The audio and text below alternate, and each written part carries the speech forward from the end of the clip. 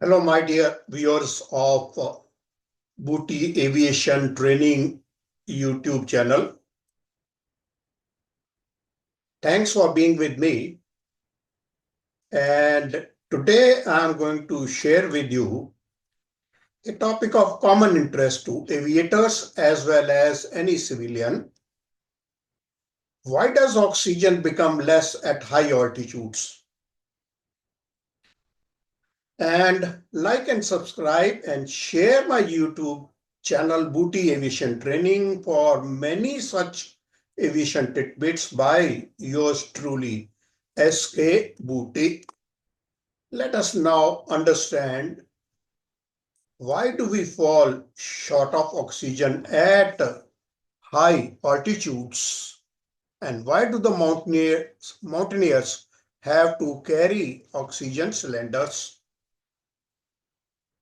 The human body needs oxygen to function. Otherwise, it doesn't take long for the brain to go dead, right? Or a person to die. And what is the underlying factor? It is atmospheric density. Now, density is mass per unit volume of the air denoted by rho, and the atmospheric density is generally expressed in grams per cubic meter. It is the most important lesson of aviation. CPL students, ATPL students, why so? When the density is lower, the aircraft performance is bad. Lift produced is less, as also drag produced is less. Because of lift, takeoff distance becomes more, and because of less drag, landing distance becomes more. Both are bad. Power produced is less because in the engine you burn fuel mixed with air, and if the weight of the air is less, power produced is less. Therefore, your rate of climb will be less. Therefore, your fuel consumption to maintain that power will be more, and therefore, maximum distance an aircraft can fly in that given fuel called range, and maximum time an aircraft can fly in that given fuel is less, called endurance. The indicated airspeed is less, and the true airspeed, when indicated airspeed is constant, true airspeed will be higher. And of course, most important, when the density falls, the weight of the air falls, oxygen level also falls. 21% is oxygen, and resulting in medical problems known as hypoxia. Okay, now let's see then what are the factors responsible for fall or increase of air density. Stand by. Let's go to the next slide.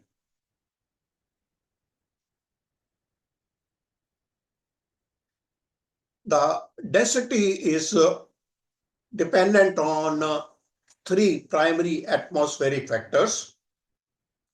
Density, also known as or denoted by rho, is directly proportional to the atmospheric pressure,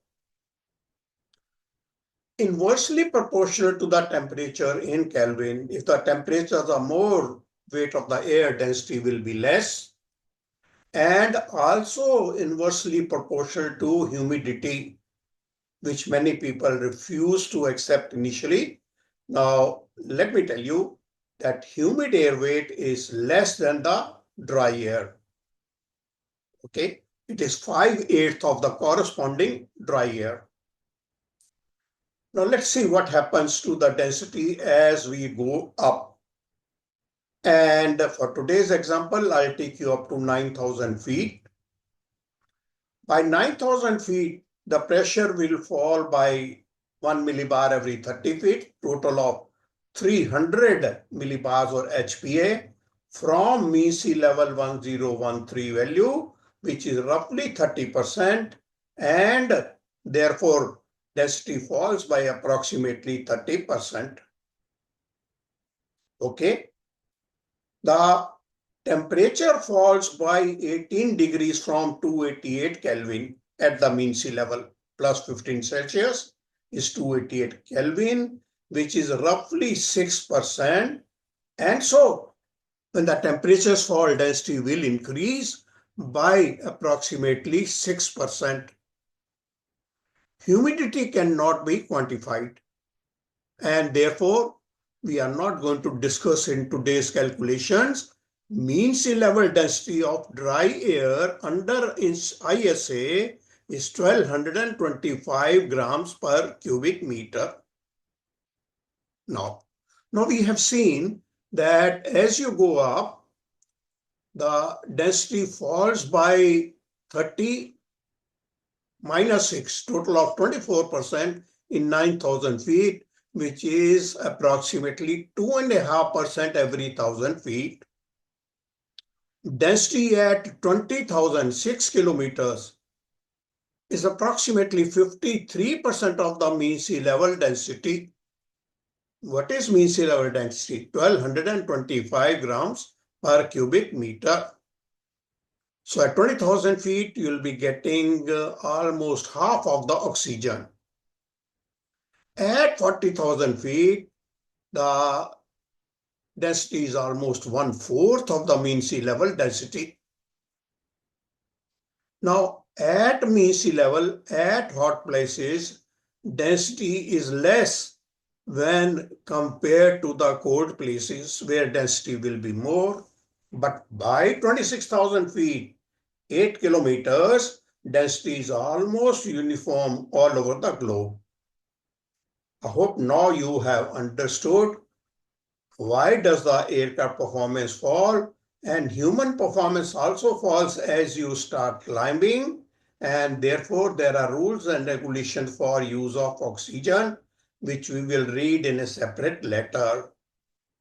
For the time being, I'll leave it here, short and sweet, and hope you hit the nail in the head.